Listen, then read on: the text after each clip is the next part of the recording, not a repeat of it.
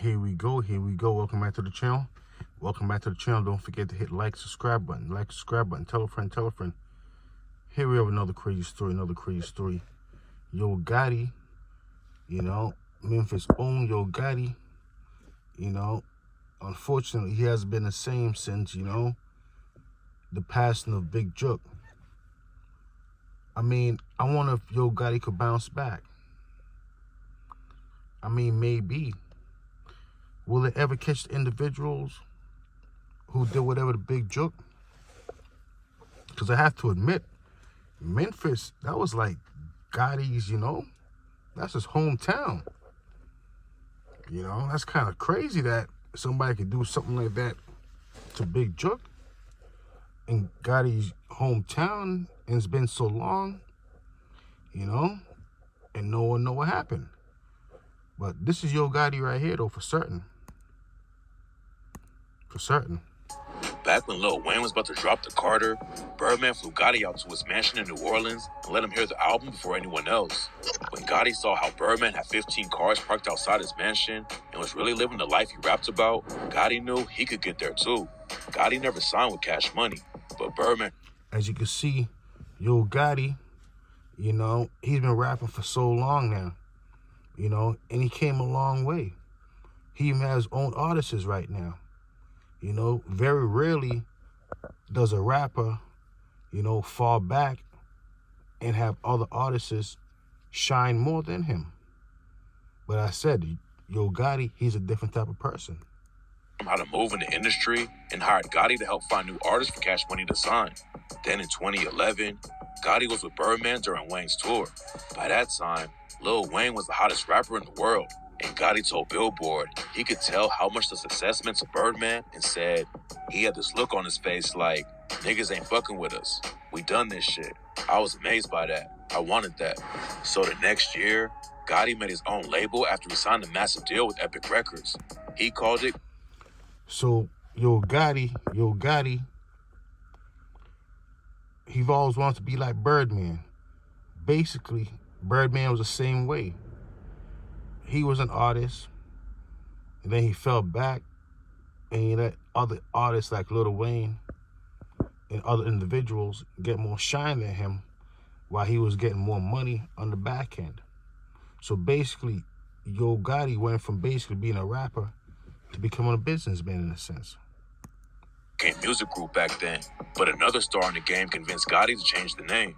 After Gotti broke the news about Cocaine Music Group, 50 Cent hit him up and said he should change it because they're going to be scared of that. Yo Gotti knew 50 Cent was probably right, so he started calling the label to let... Yo Gotti, when he first came out, only thing he used to talk about and promote was, was that white thing, if you know what I'm talking about. That's why he named his record label Cocaine Music Group.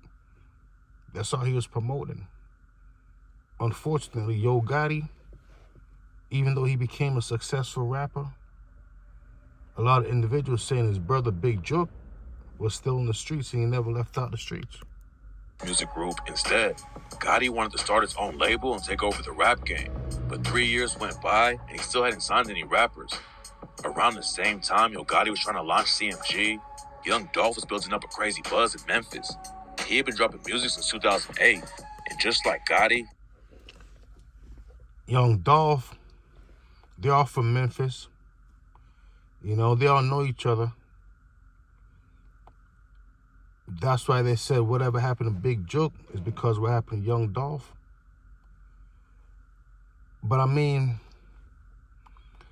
why didn't Gotti just focus on music alone? to stay on the grind to make it work. Dolph was all about being independent and started his own Paper Route Empire label back in 2010. And since he didn't have a deal with anyone, he could run his own career without listening to anyone else. Dolph could...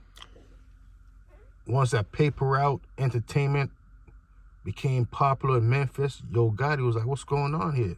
It's supposed to be CMG, So Yo Gotti, he couldn't handle that. He couldn't handle competition in his own city. Streets was in the trenches for a long time before he got in the booth. According to some sources, Dolph even used to be the plug for Yo Gotti's brother. So when Dolph started popping off in the industry, it made sense for Gotti to reach out and try to sign him. Gotti... I said Big Jook and Young Dolph had a very close relationship. They said like, Young Dolph used to kind of like be Big Jook, his boss in a sense. You know, whatever Big Jook wanted, he said, Young Dolph was a person he'd go see for, if you know what I mean. Young Dolph to be his first artist on the CMG label. But by that point, Dolph had already invested too much money and time into his own career to start riding someone else's wave. Dolph told Sway that if he signed with Gotti, then everyone would say he was only popping because of Gotti. Say Gotti wanted me to do man, come on, bro, let's do CMG paper route. It's cool, I'm knocking for that. If I was him. Imagine if Young Dolph did do that CMG paper route. I have to admit, if you think about it right now, maybe it would have been, brought the city together. Maybe there would have been a bigger record group. If you think about it right now, what do I know? Would have came to me like that. Yeah. You know what I'm saying? Yeah. But only thing was going to happen behind it was people like, oh, he popped out because of Gotti. You feel what I'm saying? Mm-hmm. Which I can't do that because I got too much of my own time and money invested. So he wanted to just make it.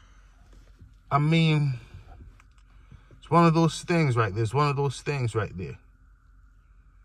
It's one of those things right there. One of those things right there. Pride. Pride is a terrible thing. Own lane and stay independent. Sway said that Gotti will respect the move because he handled his own career the same way and did it all by himself. And I know Gotti respect that because he did the same thing. But that's not how it all went down. After Young Dolph turned down the offer, Yo Gotti went a different direction and signed another Memphis rapper named Black Youngsta. Black Youngsta was on the come up after his track Heavy popped off. And one day he walked up. Unfortunately, Yo Gotti, believe it or not, even though he's been around for a long time, he never really got the success that he was looking for until maybe, around the time when Young Dolph was around. If you really think about it. Before that, he was a good rapper, but he wasn't as, best way for me to say it, he wasn't as talked about. Gotti was shooting a music video and started blasting his own music. Gotti liked how Black Youngsta was moving and knew he had some buzz on his name. So he officially signed Black Youngsta to CMG in 2015. CMG was just getting started, but there was drama from the jump, and Black Youngsta almost ended up in prison because of Yo Gotti's beef with Young Dolph. Everyone thought Dolph and Gotti were still cool after Dolph turned the deal down. But that all changed in 2016. Dolph dropped his debut album, King of Memphis, that year. And Gotti was pressed about the title because Yo Gotti had been calling himself the King of Memphis for years. Apparently. And they said that was a final straw right there. They said, you know what? Allegedly, Yo Gotti couldn't take anymore. He said, you know what? I'm the only King of Memphis, and there's no other king but me. And they said ever since then, Memphis hasn't been the same. The individuals who did this, the Big Joker, still on the run. Yo Gotti went lay low. Memphis has been the same in general. Hopefully, things will get back, but most likely it won't. Unbelievable. They say crime don't pay, but I see them do it though. King Memphis. Why everybody want to be King Memphis? I don't know.